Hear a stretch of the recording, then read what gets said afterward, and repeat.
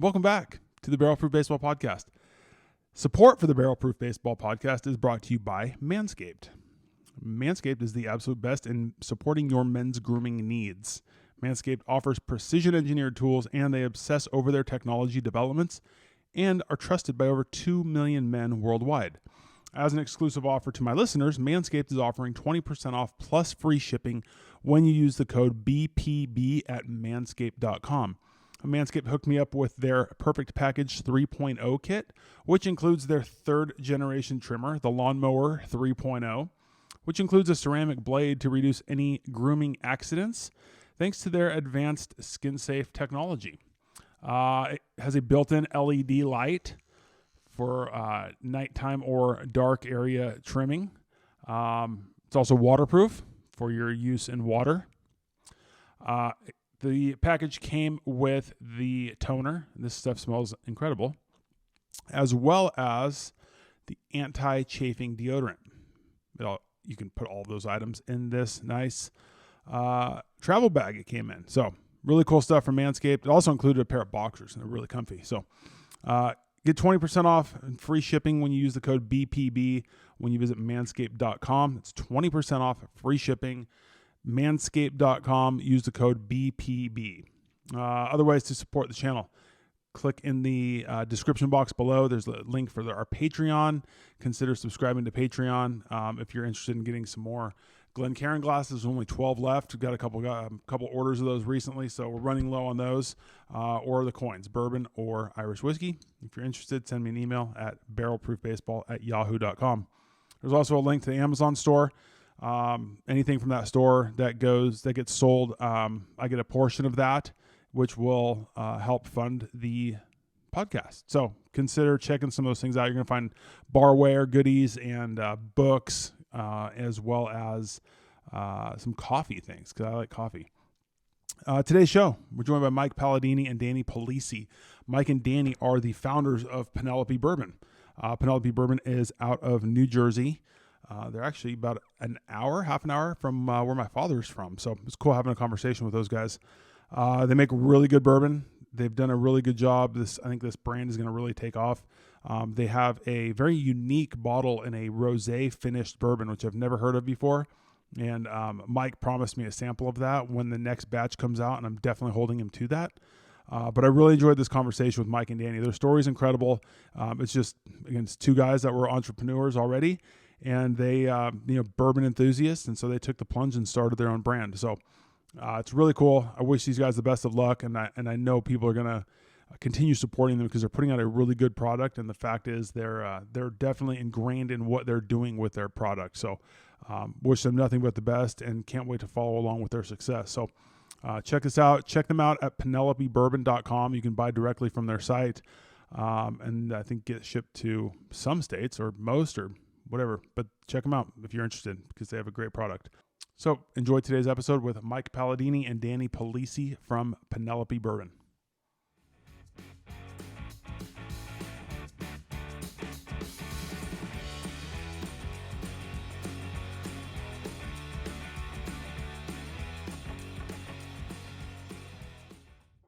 Welcome back to another Barrel Proof Baseball podcast. I'm joined here today by Michael Paladini and Danny Polise from Penelope Bourbon. Guys, thanks so much for joining me. Good to be here. Hey, thanks for having us. So talk to me a little bit about just kind of the beginning of, well, first, before we talk about the bourbon, tell me a little bit about yourselves. I mean, I know you guys were friends kind of growing up in New Jersey, correct? Yep. So tell me a little bit about yourselves outside of bourbon. Danny and I, we're both from Basking Ridge, New Jersey, which is kind of the central western part of the state. And we grew up literally right next door to each other, went to the same high school. We still have all the same mutual friends from high school. And we both happened to just really be into bourbon. I mean, we were both kind of bourbon, out of all of our friends, a lot of our friends, a lot of our friends are into White Claw. But Danny and I, we kind of stayed true. We always kind of had a thing for bourbon. And, how it kind of all started was when my wife and I were trying to have kids for a while. And we always said if we had a girl, we wanted to name her Penelope. And when we had found out after a while, I kind of like a light bulb went off and I was like, heck, Danny, got this idea. Let's call this let's call the bourbon Penelope Bourbon. And, it was different. And I think he was kind of on board, and we kind of just jumped headfirst into it. Yeah. I mean, when I got that call, I was all about it. I love new things. I love jumping into anything, that's exciting. And especially like just creating things, the idea of figuring out how to make the bourbon, how to get the bourbon, all the compliance stuff. I mean, I fell in love from day one. How do you go from like you're a bourbon enthusiast, you love this stuff, to going, hey, like let's start our own thing, like let's start our own brand. Like, how do you take that step of like actually doing it?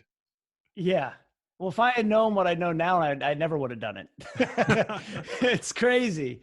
It's a really complicated business. I think there was a level of just being super naive, which I think was to a benefit of ours. I mean, neither one of us has any. Neither one of us had one contact in this industry, like none, like nil. And so there was a level of being a little naive, like, us against the world, like we can do it. Right. Mm-hmm. And the other thing is, we're both kind of entrepreneurial, have this like kind of entrepreneurial mindset. I had started a mattress business with my brother before this. And I didn't think there was anything that we couldn't do if we just wanted to do it. I think it's just a matter of figuring out how to navigate the industry. And truthfully, the thing that we knew most going into it, that we still knew nothing about, but we just knew it was going to be a roadblock, was just the level of compliance and regulation that you're tasked with, not just at the federal level, but at the state level. Just from a legality standpoint? Exactly. Oh. Permits. And I mean, I don't think I've ever used the term excise tax up until 2019. And so like really getting familiar with how to do it the right way and how to do it in compliance and in a proper way was with little, we didn't raise money. We did this all bootstrap. We're still bootstrapped to this day, and doing a lot of that government paperwork without an attorney has its pros and cons, put it that way. I believe it. So when you decide to start it up, you got your name, like you're ready to roll. What do you do first? I mean, what's the first thing when you're jumping in that you got to get done before you make this thing start going? Yeah, no, it's a great question. I think for us, we kind of just looked at it. I mean, we've never had a business plan. I mean, I think someone actually asked me that the other day. They're like, "Hey, do you have like a business plan? I'd love to see it." I was like, "Business plan?" Like, really? I was like, I definitely don't have one of those. I know that. No business plan, just a vision. I think we saw that. I mean, I think just looking at the market holistically, and maybe because I was having all these mixed emotions of having a girl, and it was like, it was just a long time coming, I guess is a good way to put it, I just looked at the market and was like, wow, from a branding perspective, it's a very masculine driven market, right? I don't think that you don't need to have like a marketing degree. I think to just kind of look and just overall the aesthetics of the whiskey market is a little bit different than say the rosé or wine market, mm-hmm. Right? And I think that was a good starting out point for us. I said, look, if we're going to jump into this, whatever everybody is doing, we need to do the opposite. And we've kind of always looked at that, that's not like an end all be all for us, but I think for us, that was a good way to like, try to just differentiate ourselves across the board. And that's from product to branding to messaging, just to how we kind of run the business. I think it's always been, we just got to constantly look at ourselves differently and do things a little bit differently. And when we first started, it was just, it was a very step-by-step kind of process. It was like, Mike was like, we need bourbon. And then we went, found bourbon. We talk about how we went to MGP, but then, it's like, okay, we got bourbon. Then it's like, we need labels. We need a bottle. Who do we, what company makes the bottles? And then we need permits. And it was just step by step by step. And we just kind of figured it out along the way and try not to get overwhelmed by, anything that was 20 steps ahead of us, right? Kind of understand that it's out there, but just kind of chip away at it one by one until finally we had a product in a bottle. And then it was like, okay, let's go sell it. Yeah. Yeah. That's right, Danny. How do you get to that point where like, okay, we'll get into the MGP side of it, but like do you have an idea of what kind of a flavor profile that you're trying to create? before you go to MGP, or is that like, I mean, how does that process work? Like, do you guys have an idea of what you want and then you go to them and they try to make that happen, or what is that like? Yeah. I'd say we went into it. Well, we had an idea of like a product direction based on like looking at the market and be like, how do we kind of fit into this? It's a crowded market with a lot of good whiskey out there. That's the long and short of it. I think we wanted to have our hand. So we were going to source, but we wanted to have we wanted to give it our spin on it. So we knew we were going to go in and do a blend. We just didn't want to source a particular barrel and then put that in. I think we wanted to have our kind of mark on it. I think we knew that going into it. But for us, I think it was we really looked at what was happening, and I think for our initial offering, and in the bourbon community, I know sometimes it's kind of really not maybe necessarily the most first choice that they would take, but we kind of looked at it like we wanted to kind of go in and kind of create a competitor to Basil Hayden. It's an expensive 80 proof. I mean, that's kind of how we looked at it as. I felt like the flavor profile of Basil's kind of leans a little bit more spicy on the rye note. And so we felt that, without overcomplicating it, I think we're even articulating it a lot better than we did say back in 2018. But I think we were like, look, let's go in with a sweeter profile. I think we have an opportunity if these are new bourbon drinkers or they're new to the category, or heck, there's just a lot of people that like drinking 80 proof because at the end of the day, it's still 40% alcohol, which is, like triple wine. So we kind of we felt that was a good baseline. That was all we really had. Just that was finding a kind of a competitor to benchmark it against and a competing flavor profile. But how we didn't know exactly what it would be to get to that sweeter profile, but we kind of gave MGP that direction. And we said, this is kind of where we're heading and what we're looking for. And then they kind of help craft some of the SKUs that we could look at. Do you guys go as high? You're not as high in the rye as the Basil Hayden's, right? Because they go fairly high. They're 20-something%. Yeah, it's probably half that, truthfully. Okay. Okay. The big difference for us is and what's interesting about all of our products we released, it's been the same 3 bourbon mash bill blend for all of them. So we've never deviated from our blend from that original meeting, which is actually kind of cool. Like I felt like we did, and I'll kind of back up a little bit, but for us, because we didn't have we didn't have all this experience in the industry. Like, I think if we went into that initial meeting, like now, knowing what we kind of know about the industry and blending and some of the challenges with working with 3 different bourbon mash bills, just logistically, it probably would have been it would have taken a lot longer. We probably would have overcomplicated, really overanalyzed it. Like even now we're always looking at new products and it's constantly, you're like overthinking it to some extent. And with that initial meeting, we just went in there. We're like, do you like it? And Danny's like, yeah. I'm like, I like it too. So if I like it, that's a good starting off point. You know what I mean? Yeah. And that for us was, that's really how we started it. But we blended a wheat bourbon, a corn bourbon, and a rye bourbon. And the corn and wheat are always going to be the predominant, mashes in that blend, or the predominant grains in our final mash bill. So yeah, it's always going to have a little bit of a sweeter profile. It's funny. Oh, go ahead. Sorry. I was going to say, to add to what Mike was saying about like when we were blending, it was definitely overwhelming to walk into, MGP that day and just kind of have this big table full of all different barrel samples, different ages, different mash bills, and then start sorting through that, and come up with something that day. And, we eventually did it, but, I'd say the first hour we were sitting at that table, I mean, we were like, I don't want to say we were lost, but we were like a deer. It's okay. You can say deer in headlights. Yeah.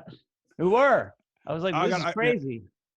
Yeah. Like I have to imagine they're putting things in front of you and you're like, well, I like that. And I like that too. Like, how do we make it? Because I did a review on Basil Hayden's not that long ago, and I'm not a Basil Hayden's fan. And my only reason is like, I think they really try to go with that high rye content to cover up like the 80 proof.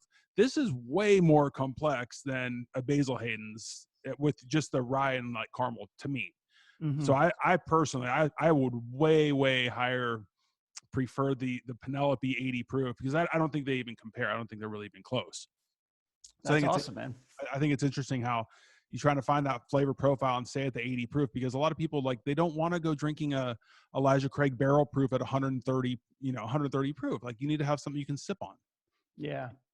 Yeah. I mean, and also too, we understanding palates evolve over time. But what we found, I think, like, and it was part of that going into it naive, like, you look at a lot of brands, like there's not many new craft brands that come out with an 80 proof. It's almost like, and we kind of were cool with it. We were like, look, we felt that was a good starting out point. We knew kind of where we wanted to go with it. And I'll be honest with you, the market for that product is significantly larger than our kind of more traditional, like, barrel strength and the higher ABV SKUs that we have, because we are going after, we view our competitors as wine and, the vodka sectors, or rum, other spirits, not necessarily within the whiskey. So that's really the consumers we're trying to attract with that particular product. It's interesting how I think about walking into like an MGP and just trying to, like, put together a flavor profile that you have in mind, like all the different possibilities that you could do to blend these things to come up with what you like. Mm-hmm. Yeah. And I'll be honest, in MGP, they've been a great partner of ours. They still are just been an awesome partner of ours. They helped out a lot. Like, we didn't know, like, I was like, all right, we kind of have an idea for some of the, what our profile is going to be like. But I was like, we don't even have like a bottle guy. I don't even have a label guy. So, like, just asking for introductions was helpful in the early get-go. They kind of helped be like, oh, you got to call this person or this person or this person. And that's how we navigated that kind of early supply chain, not knowing who to call. And more importantly, like, who to trust. Like, you don't have really strong relationships with these folks. You just kind of met them. You're just going into business with them. You're definitely not their biggest customer. You know that, like, right out of the gate. And so you kind of have to put a little bit of trust that, maybe they're kind of putting you in the right direction. And to this day, almost all of our partners, I'd probably say all of them, have been our partners since the beginning. Wow. It's pretty fortunate getting in with good people right away that can help you out, push in the right direction. Yeah, no, I was just thinking about that. Like, seriously, like, where we get our glass from, and, with Jimmy and Mike at Resource Label and all these folks. I mean, we've been working with them since the beginning, and now we got like a little squad going. So it's been working out really well. It seems like a lot of craft distilleries that are, like, a lot of the newer companies that are coming out are going with like a 4-grain mash bill, as opposed to a lot that seem like they're going with the 3-grain. Is there a reason for that, do you think? Oh, I don't know I think there's just the constant strive for innovation from a flavor perspective, I would imagine. Even, we're doing that too, just looking at cast finishes and just looking at different things. I mean, that's to me, I think it's almost like addicting from a supplier perspective, is just like anything else. Even our palates are evolving. Sure. And so I think you're just constantly looking for kind of new and unique flavor. And so whether that's a 4-grain, I think I've heard some folks doing 5 and 6-grain, oh, wow. or looking at different variations of, malted barley and caramel malts. And, I think it's just that's really, to me, just the kind of endless kind of effort for trying to find a new and great flavor, if I had to guess. Yeah, I think that's dominant in like the whiskey category, is just kind of this ever evolving palate of the drinkers, kind of searching for new expressions. And it's unlike, say, vodka or gin, where people tend to just kind of get in line with their profile, and, and then they taste that for the rest of their lives. But with bourbon, it's just constantly like looking for something different. And, you can only blend the corn and the rye and, a little bit of malted barley together, where you're kind of in the same realm. So like, you start adding in the other grains, and it opens up a whole nother door of expressions that you can kind of go down. Can they provide you with different examples of, like, I know this was on a number 4 char. Can they give you a 3 or a 5 and taste the difference between those and see if that's something that would blend into what you guys are trying to create? No, we've talked about that a lot with them. I mean, I think a lot of that, I mean, there's always the option to do like a custom mash bill. Uh-huh. And we're looking at that. We're always looking at that. We're also talking to other distilleries about different custom mashes, and because this is from just a logistics perspective, we've got to blend 3 different bourbons, so there is really no notion of a Penelope Bourbon single barrel, because we're and I mean, I remember a lot of retailers be like, "Hey, we'd love to do a barrel program." I'm like, I'm gonna need 3 barrels. That's the caveat, which doesn't really work. So we're kind of like always looking at that. And I think with those folks, MGP is a big company, and you can go down that path. It's but it would be in the form of like doing like a custom mash with them and really kind of fine tuning some of those details. It could even be also the cooperage and the barrels you're using and things like that. But that's available. But at our scale, it's we haven't done that yet. Kind of probably seems unnecessary with the way it's already going. I mean, is there really a need to jump into that? Yeah, no, we're always, but that we kind of fall into it too. Well, with like, just to give an example, like, so with our 4-grain, our traditional expression, we're not changing that at all. That is a product we have, that's there to stay. As long as it's selling, then we're not really it's gonna be our kind of constant flavor profile, which, by the way, actually that's the hardest one to blend, because that one we're not looking for variation. We're actually trying to make that the same batch over batch. And it's it gets a little complicated to do that at, when you're not doing thousands of barrels per batch. Sure. So it's a little bit tricky, but we've put a lot of effort into it, and generally speaking, the flavor profile has always been fairly consistent, because with that, we've always felt like consumers purchasing that product, I feel that they kind of want to know what they're getting. Like, there's no kind of, there's not a surprise. Now with the barrel strength, on the other hand, that's a batch product. And while we always want to remain in the same flavor realm, we embrace variation, we embrace change, and some nuance that's going to come with each batch, I guess is a good way to put it. Is the mash bill from the bourbon different from the barrel strength, or is it just proof down to 80? They're both the same. Yeah, we use the same mashes. Now the barrel strength's a little bit older, so okay. And that one will continue to get older. So the age statements on barrel strength is older, and one of the changes we've made in our process that Danny was really kind of led this effort. But in the beginning, we would just scoop up barrels and then do barrel strength and 80 proof, which is our kind of internal name for the 4-grain. We would do those at the same time. So we'd run those lines, like we dump all the barrels at barrel strength and then siphon off which one's going down the 80 and which one's going to barrel strength. And we've totally changed that. And it's made a big difference. So now we're purchasing barrels just for the 4-grain, or we're purchasing barrels that are already pre-designated to barrel strength. And then for each one of those, we'll go through and sip and sample every single one of those barrels. And, usually we'll pull out 5 to 10% of them that are maybe off profile or a little bit not ready, or they're just not where we want it to be. Could use it for something else perhaps. And then it's ready to be dumped and bottled. Yeah. Cause our batches, when our first couple of batches they were small, we were just starting out, and we knew there were going to be issues, and we didn't want to dump 50 barrels and be sitting on all this product and have issues with it. The caps don't fit, or the corks, or, anything could go wrong. Right. Mm-hmm. So if we dumped 6 barrels, we needed to use those 6 barrels, all of them, right? Even 15.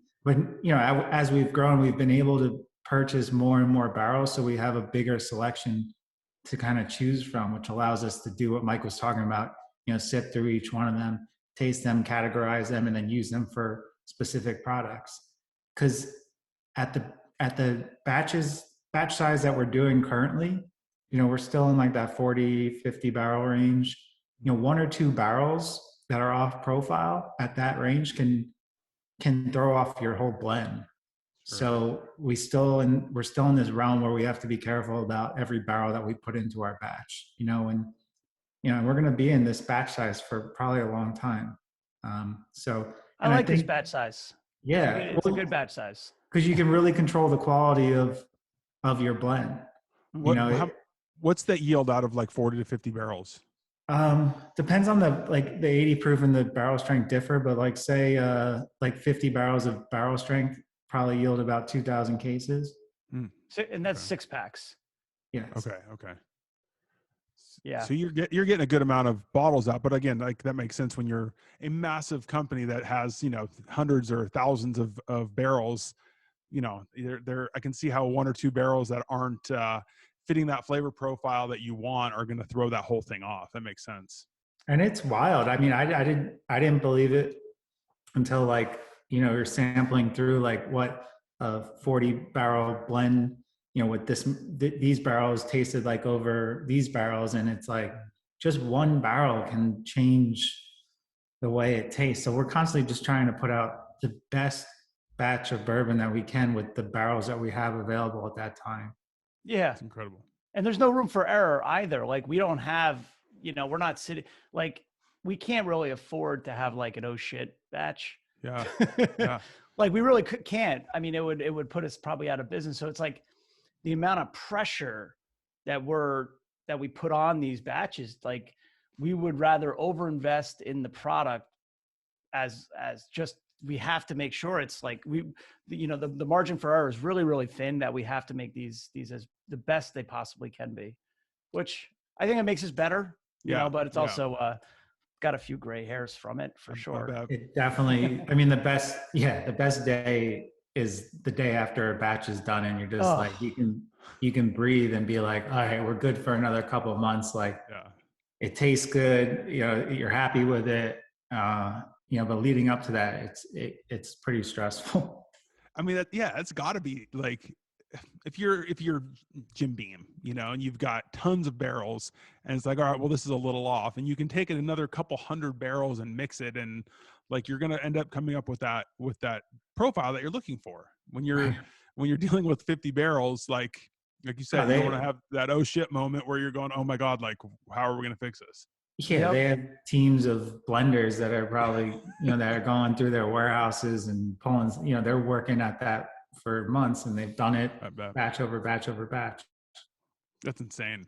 I can only imagine the stress that causes there leading up to that.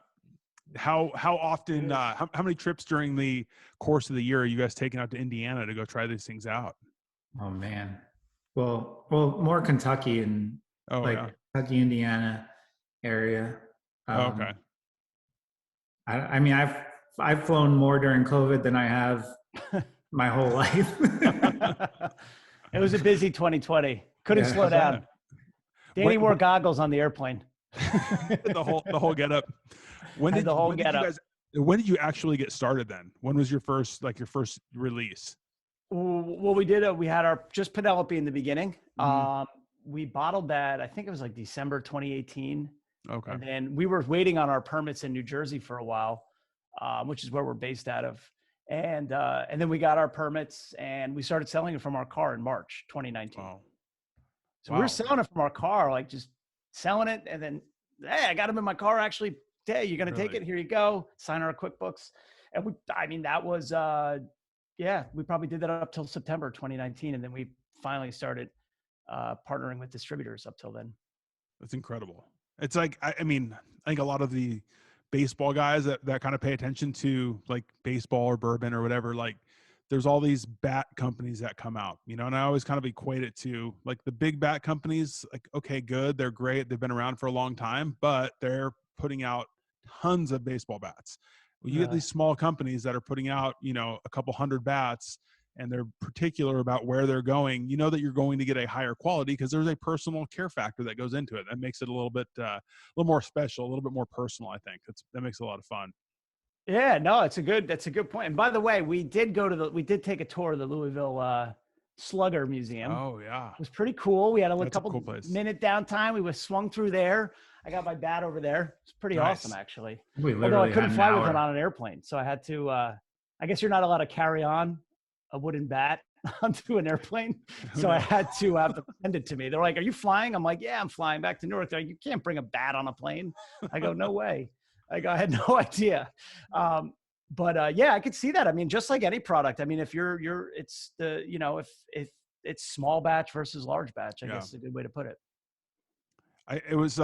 It's interesting because we'd asked, beforehand about distilling your own product. And again, New Jersey, I'd have to imagine, is a tough place to distill whiskey given, the climate or lack there. Well, I guess there's a good climate change, but if you were to move a distilling operation into New Jersey, is that something that's possible, or is that a huge undertaking that makes it impossible to do, or are you in a better situation continuing to source through MGP? Yeah, like I actually think we kind of have a great partnership. I mean, it really would come down to I wouldn't have a problem. I mean, yeah, and like everything else, you kind of like, oh, I would love to just try something on our own. But it's a huge investment, which Mm-hmm. which isn't in the cards. Like we did one of the big steps we did take was you're probably familiar with Roselle, Mm-hmm. right in Union County. So we had our warehouse. So what we had in Roselle was a warehouse. It's where we bring all of our finished goods, and up till recently, we had partnered with Castle and Key in Frankfurt. Mm-hmm. And we had a few other bottling partners, but really Castle and Key was our primary partner.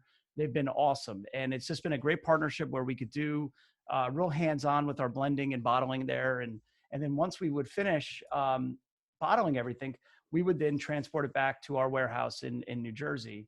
And it just turned out that warehouse happened to be an old 1970s alcohol chemical factory. Go for like craziest thing in the world. So this place was fully retrofitted for distilling. And I think it was not even distilling, but just like messing around with like really dangerous, toxic alcoholic like chemicals. Yeah.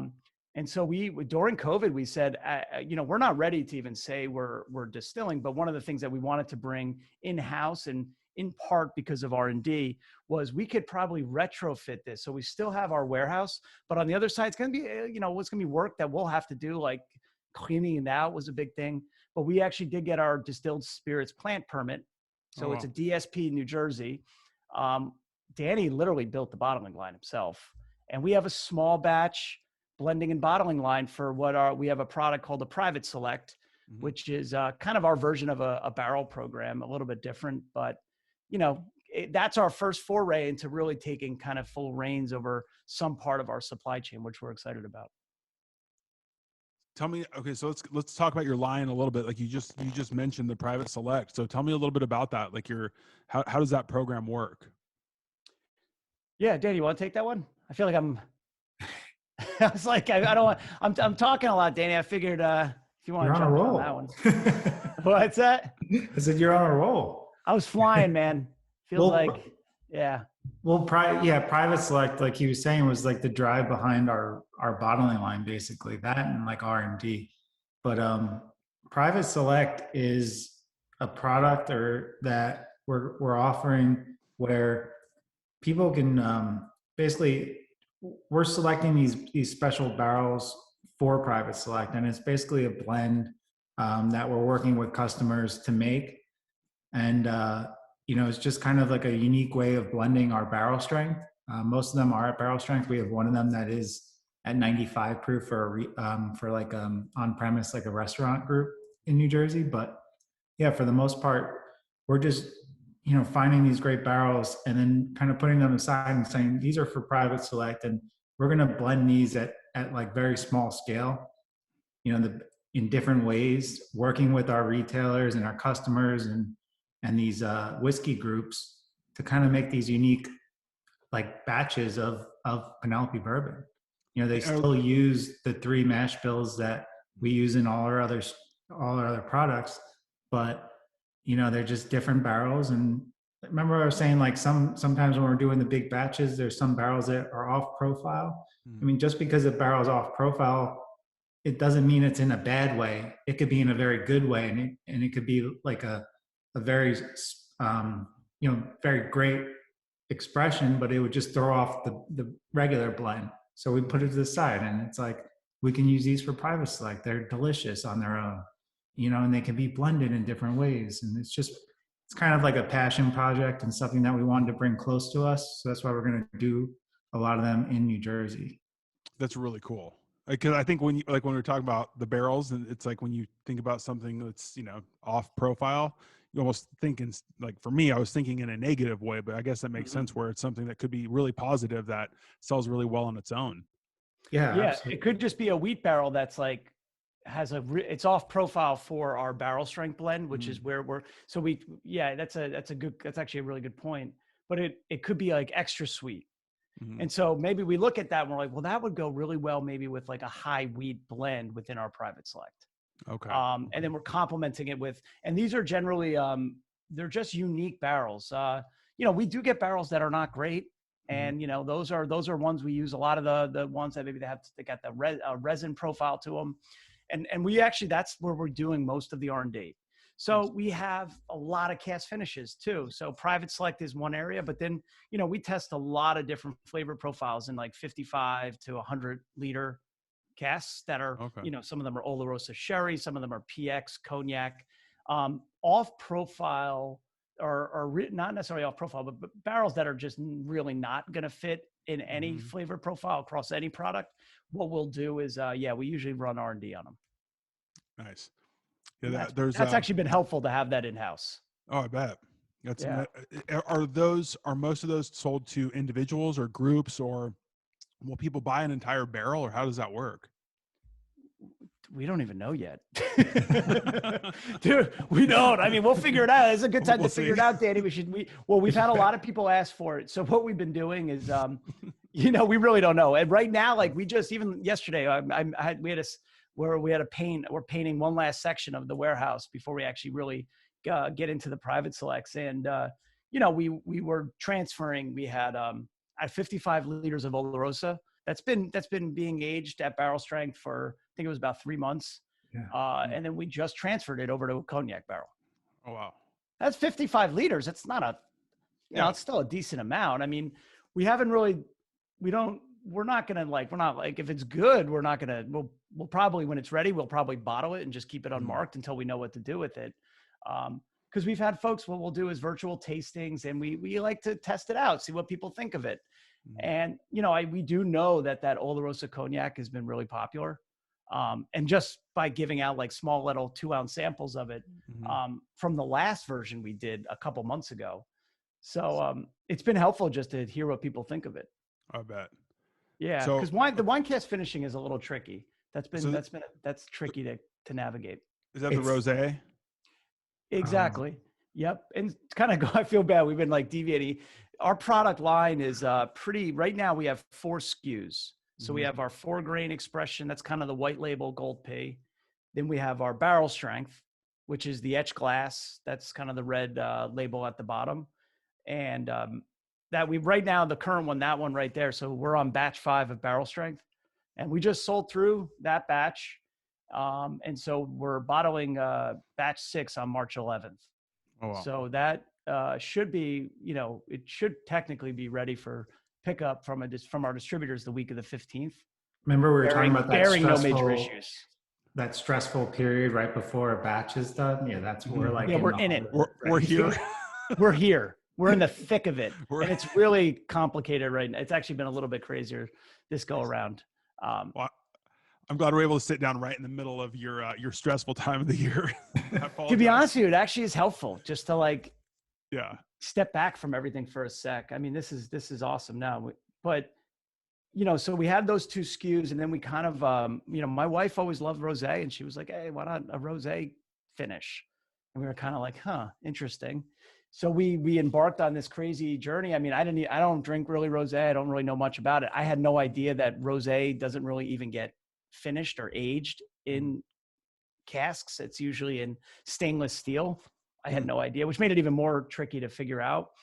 But we found, you know, through the help of a third party, Speyside, we did find rosé casks, you know, and we ended up getting a bunch of them the first go around. And we took our traditional 4-grain blend, and we actually dumped it into those casks. Finished it into the cask at 100 proof. And it's just it was a light, subtle, and we ended up doing it at 94 proof. which was kind of like right in that middle area. And the feedback was really positive. I mean, we sold through that. I mean, it was sold out the day that it arrived to our warehouse. It was in and out.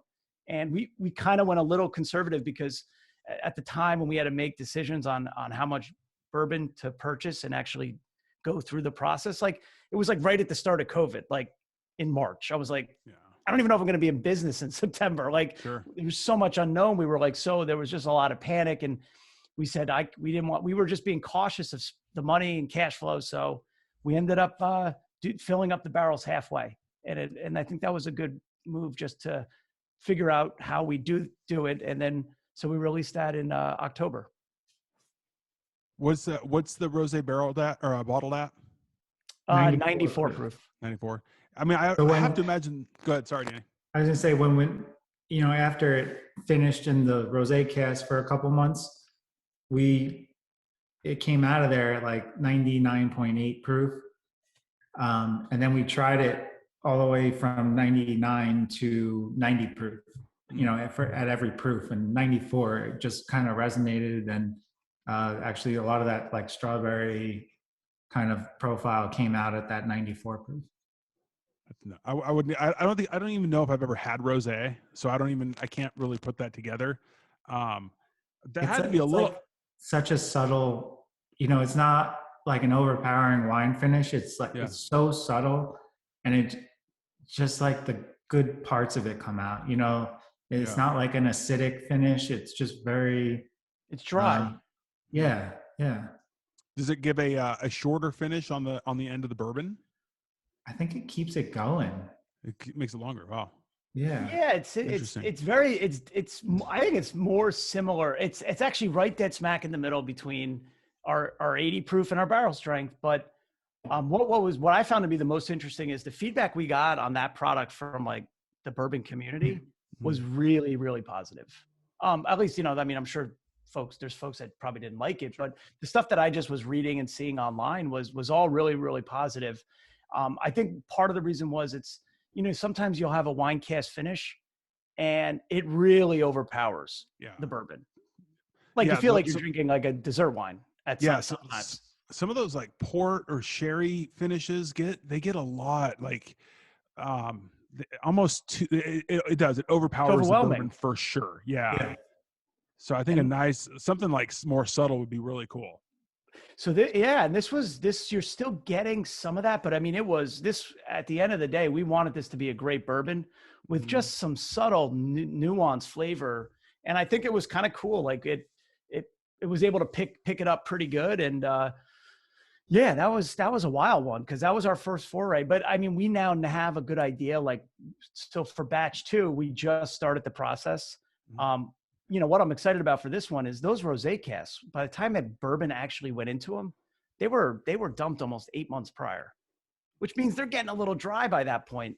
Sure. The barrels we got, so we were kind of ahead of it this time. We were able to get the barrels. I think we got them the first week of January, because in France, they're getting ready for rosé season. So they're dumping these things for the spring and summer. Sure. And so, it'll probably be only 50 days between the time the rosé was dumped and bourbon is going in them. So I'm kind of interested to see what happens. I mean, I hope it comes out good, but that's a like not a blind spot, just something we have no idea. So we're going to have to keep tabs on it, because that could mean it's ready sooner, or, who knows? I mean, that's just something we'll have to account for. But I suspect what it's going to do is it's going to amplify some of the strawberry notes that we got in the original one. For sure. I looked up a couple of reviews. I saw some people talking about it on YouTube, and the overwhelming, amount of people talking about how positive those reviews was awesome. I mean, it sounds like everybody was really enjoying it, and they said the same thing. It was a strawberry that everybody seemed to really like. Yeah, so and it was subtle strawberry. I'm looking at my last 2 bottles are right behind me. Oh wow. I don't even think I have. Put it this way. So if I open this, I was kind of saying, I just for keepsake I was like, shouldn't I keep? But I guess I got 2. But when I crack this, I'll send you a sample of it. Okay. All right. We were calling dibs on batch 2, by the way. Well, we'll definitely, for sure. That one without a doubt. We'll have plenty of it. But what was funny was, we really this was also one of the first instances where we had no idea how to manage inventory. because we did sell through it quickly, and all of a sudden, like, whoa, people like didn't believe us. They're like, hey, but like folks that we would normally maybe send a sample bottle to review, like we didn't have any, like none. We had to actually buy 3 cases back from our distributor in New Jersey. I think they said that might have been the first time any supplier's ever done that. I go, I don't know, but I need them. What do you want me to do? And then we burned through those. So like the 2 that I had here were from there. And then we have a retailer in New Jersey that had bought a bunch. And I even up till like 2 weeks ago, we needed a couple more. And we just, because I shouldn't have maybe said that, but yeah, all right, we're gonna really refine how we handle inventory going forward as well. Because that would be nice not to have to do that again. Buy back. I haven't had a sip of it in probably 2 months because it's like so precious. Yeah, we need to plan better. Yeah, that's awesome though. It's a good problem to have. Too many people like your bourbon. That's a good thing. Yeah, I guess, man. All right, so let's go through like kind of some like tasting notes, or what can people expect though? We'll go through this one and then the barrel strength. I just finished my glass of this and I'm ready to move on to that barrel strength. But nice. Talk about this one here, the bourbon. Yeah, I mean, for the bourbon, I mean, it's this one is going to be a smoother. It's going to be like just a smooth drink. But what I love about it is you're going to get it's a more subtle kind of flavor profile. So, it's funny. I get a lot of like Irish whiskey drinkers that like that. So you're not going to get overpowering notes of butterscotch and like real rich caramel, but you're going to get those notes, but a lot more subtle. And I think that's kind of how I've always kind of picked up on the notes. But for really, it's, I get floral on the nose. So when I from an aroma perspective, I'm picking up the wheat and corn in the form of like floral and sweet. And then that kind of almost that aroma kind of goes into the forward notes, into the body, and into the finish. So for me, that's always been a sweeter bourbon from start to finish.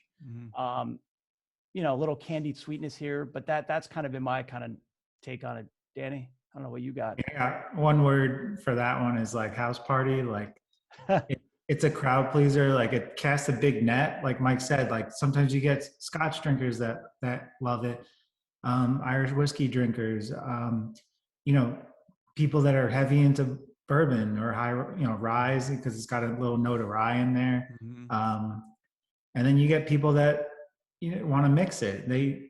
So if you're at a party or something, not that there's probably a lot going on right now, but a lot of people will drink it. And I've seen, people text me the next day and it's just like bottle kill, It's a good point. It is a house party favorite. Yeah, this makes sense. Was a crowd pleaser. It's good. I mean, I really liked it. It's funny because like I'm not a proof snob, so I don't want it to come across like that, because I know a lot of people are, we want to show off the proof right now, because you have to have something that you can sit down and sip on. You don't always have to have 110 proof bourbon to be drinking. And I definitely got different flavors out of that. I thought it was really nice. Like you said, you compared to Basil Hayden's, and to me that's caramel and spice, and like that's it. And for me, it doesn't, like, it's a 80 proof, like whatever. This to me gave way more flavors. It was definitely like, if somebody's interested in bourbon or getting into bourbon, it gives more of a like different flavors that you can pick out, and not just, okay, here's caramel that you're going to get from bourbons, or here's oak or whatever it might be. Like there's some different flavors that I really liked about that. I thought it was awesome. Yeah, no, we appreciate it. Thank you. Yeah, we were always thinking about maybe do we increase the proof on it a little bit. And maybe we will. Maybe we might tweak it down the line. I don't think we'll ever change the mash bills, but we're always thinking about it. But for now, we feel like it's in a good spot. It allows us to focus on the private selects that we have coming up, the rosé, batch 2 and barrel strength. But I suspect we'll probably tinker with it at some point later this year. Always just trying to make it better at some point. I don't think we're finished with that product yet. Is a good way to put it. Yeah, nice.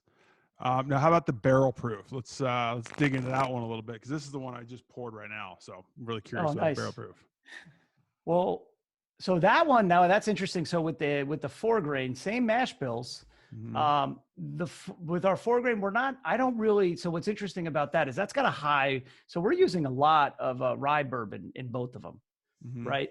So, but the rye bourbon in the 4 grain is it's almost like the balancing grain where you don't really pick up a spicy rye kind of note or that kind of peppery note. But when you take it out, it actually, the whole blend collapses. So that is more of like the rye in the 4 grain is more foundational. Now the rye in the barrel strength, to me, that comes out in the finish. So I'm really getting that kind of peppery, kind of like a real kind of, I'm getting that little bit of that spice, that cayenne pepper on the finish. And it kind of goes from floral. To me, this is more of a roller coaster of flavor, where I'm getting more of the 4 grains from the increased ABV. I definitely get that rye at the end for sure. Mm-hmm. And I like that rye at the end. Kind of sticks around a little bit. Just hangs out right there. Yeah, for sure. It's a 116 proof. I mean, it's starting to get up there, but it doesn't come across like, it doesn't have that heat of some of those higher proofs. You know, some of them just taste like gasoline, and this one doesn't come across like that at all. Yeah, it drinks like 100. You can get dangerous. I can see this one sneaking up on you a little bit if you're not careful. No, it definitely does from personal experience. But the first batch of barrel strength, I tell you, man, it was stiflingly hot.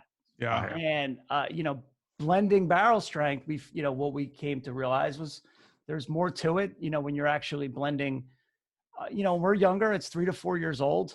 So it's younger juice. It's not 9 years old, 10 years old. So it was just a little bit of a challenge that we had to sift through because you run the risk. It's going to be like stiflingly hot. So we kind of, over the last 5 batches, we really refined our process where we can kind of throttle that and make it work for how we're doing it.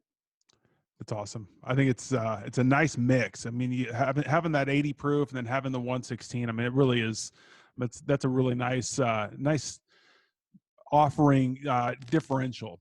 Something that's more entry level, something that's the higher proof. And then you've got the finished one in the middle. I think that's a nice set of offerings that you guys have. It's really cool. Yeah, thank you, man.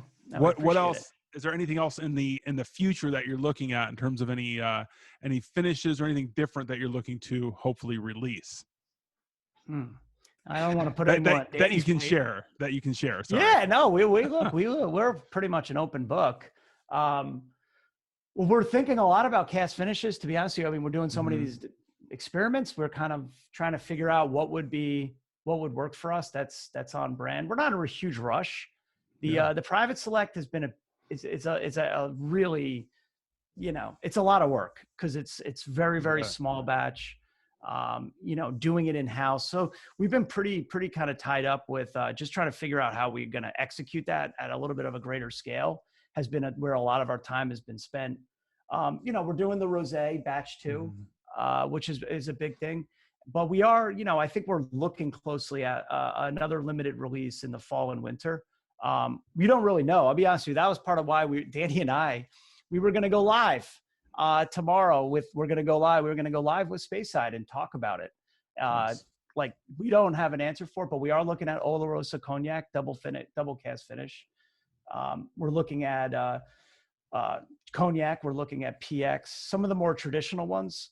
We're definitely kind of eyeing up, but we haven't made up our mind. We don't know yet. It seems like there's endless amounts of things that you could do if you a lot of rabbit holes you could go down. I bet there's so many. Yeah, and also thinking about what's next. Like where is the palate evolving to? Like I keep thinking about malts, and things of that nature. Like we're looking at a lot of stuff, but we're still young, and I think for us it's really just about continually ensuring. Like we just got to make sure we put out a great product for batch 6. Sure. That's probably our biggest priority right now is making sure this product comes out the best it could possibly come out. Yeah. So, okay. Last thing. What was your go-to? What was your, not to promote, anybody, but what was your go-to whiskey before? I mean, if you guys were into bourbon, wanted to into it enough to where you wanted to take it to the next level and start your own brand, what was your go-to? What were you into before?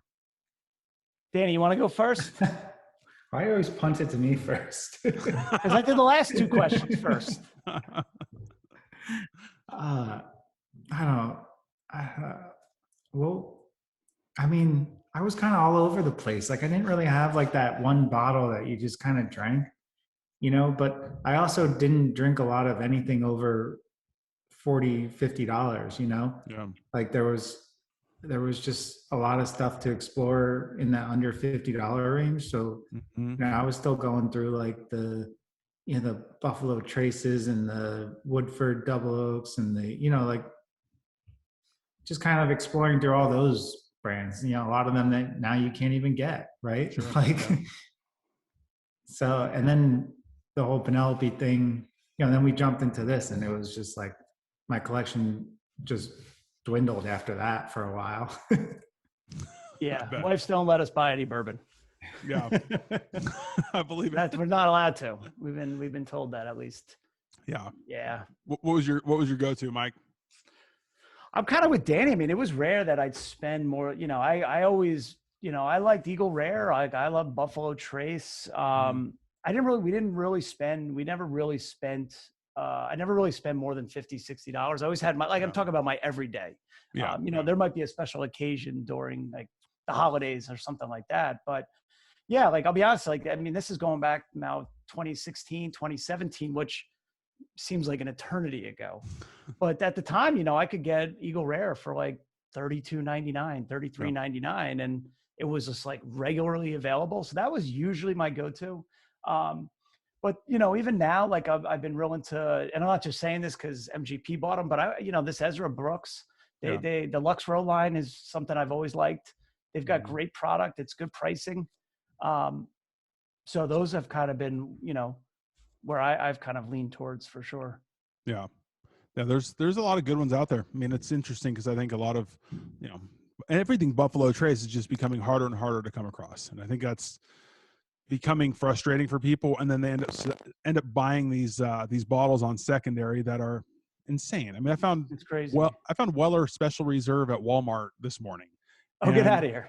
And I saw it on Drizzly for $110 and I paid like $28 for it. I'm going, man, you guys are buying that for $110? Like, dude, that's a good find, man. It's a great find, but Walmart, I got Walmart stocking up over there. I got Weller 12 over there, but it's but it's nuts though. Like what people will do for bottles that they feel are, allocated or special or important or whatnot. And they don't really take the time, I think, to branch out and realize that there's some other really good ones out there, especially some of the craft distilleries that are coming out that put that personal touch on it that I think is really awesome. Yeah, no, exactly. Oh, by the way, I just remember, one of the things that we also are looking at, we didn't touch upon, talked about chars and toasts, but we have a bunch of experimental new oak at our facility in New Jersey, four 53-gallon barrels. We are looking at what it's like when we rebarrel our blend into, a 1 char with a medium toast, a 1 char with a heavy toast, and 2 char and medium toast. So we're actually looking at all that to see how that complements it. I don't know if we're going to do anything with it or not, but just more kind of curious to see how that will play off. And those barrels assuming they're going to be delicious, we'll figure out something to do with them because those are 53 gallons. Those like more of like a double oak type of a profile. Those are pretty popular right now. Very popular. Yeah. I even saw Basil's just put out their new toasted. Oh, really? Barrel. Yeah. They just put out, I saw like a day or two ago or something like that. Oh, nice. So I'm kind of curious about that. See what happens with the flavor with that. Yeah, that's got to be fun, man. To, like mix and match and try it out and see what you like, what you don't like. I mean, what a cool thing to be able to do. Yeah. Well, I don't know. Well, assuming it tastes good. Yeah. And I'm like, well, what do I do with this? Yeah. All right. Almost the last thing. Baseball, Yankees guys. That's right. It's I feel like we've got a thing here because I think there's a good chance we may see each other sometime later on this year, given how the two teams stack up. How are you feeling about chances this year and the things that have gone on? Well, since we've been in the my only thing I know is we re-signed DJ LeMahieu, and I was very happy about that. Mm-hmm. It's a big signing, man. That guy's he's a machine. He's a good And player. I think we got a pretty good deal. I mean, he's still making an absorbent amount of money, but wasn't the contract, wasn't it fairly like, it wasn't like an A-Rod where it was crazy. 10 years. Was Yeah. it, what was it, big contract? No, I mean, I would take it, but I mean, it wasn't, he wasn't getting 40 million a year like Bauer's getting over here with that's us. right. Mm-hmm. I would take that So too. I thought it was a great signing. I think that showed that he wanted to come back to New York. Yeah. I think you got DJ. I mean, if he continues to play, he is just a machine, man. He's always on base. Yeah. You get the Yankee fans. Everyone thinks that they know what they're talking about. I mean, I love the Yankees. We've always liked them. And my dad actually is a Dodger fan, to be honest with you. He's from Brooklyn. Smart man. He loves the Dodgers. Still got his Dodger hat. Danny, you're a Yankee guy too? Yeah. Okay. I will say, like, one of my favorite things to do, and I shouldn't do it, but I do, is like after Dodger games, is go on Dodger social media and like look at what people say and just the asinine comments that are made. It's like, I think we lost like opening day last year, and people are going just absolutely nuts. And I'm going, we're 0-1, and there's a lot more games left this year. So like, let's pump the brakes. I think we'll be okay, pretty good. But man, I can only imagine in New York, some of those that fan base could probably get a little rowdy when things aren't going so well. Yeah, LA is just as crazy. Yeah, I bet. It's crazy. I And how did you believe get it? What position did you play growing up and through your whole career? I was a catcher. Nice. and caught and DH'd a little bit in college, and I didn't get a chance to play past college except for a couple weeks of independent ball, and I got into coaching right away. So it was kind of random that I actually got with the Dodgers. So it's been a very nice experience so far. Yeah, no, that's really cool, man. That's awesome. Yeah, That's good group of people. I'm sure, right? Well, listen, where awesome. can people find either you guys or Penelope Bourbon on social media? Kind of give you guys a follow and just kind of keep after what you guys are doing over there. No, and we appreciate the time and everything. Thank you. Yeah. Our website's penelopebourbon.com. Instagram is kind of like our kind of go-to social at Penelope Bourbon. But now we're pushing YouTube. We only have 20 subscribers on YouTube. We're going to be doing our live stream there. And really, we're calling it the boardroom. And we're just going to be we're going to try to make real decisions. Nice. And so check us out on YouTube as well. And, we love doing this. We're definitely we'd love to do it again with you if you'd have us on. Absolutely. I'd love if that rosé makes its way out here, we're going to come back on and we're going to talk about it. Heck yeah. That stuff looks awesome. Yeah. Awesome. Well, Danny, Mike, really appreciate you guys' time today. It was great talking with you and learn a little bit about Penelope, and hopefully some people can learn a little bit and make some orders. It'd be great to expand a little bit. Nice. Yeah. Thank you for having us. Appreciate it. Awesome. Thanks, guys.